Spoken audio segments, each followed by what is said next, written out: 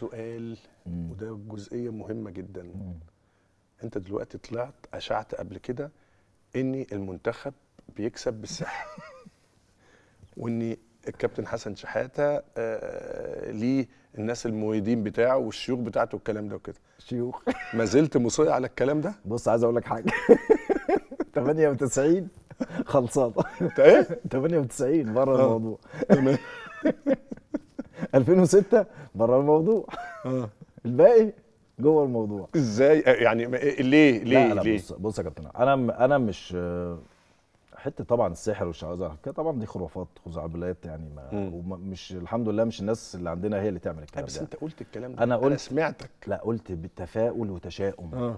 وفي حته صغيره كده بيتفائل بفلان فيمشي، فده كله نوع من انواع الايه، الشعوذه شويه يعني، شعوذه الفكر، مش معناها ان حد يعني شائع في حاجه معينه يعني. ولكن طبعا انا كابتن يعني حسن زي ما فضل كده كان بنغير 3 تغييرات ويفضل يسخن. ايوه ما بينزلش الملعب.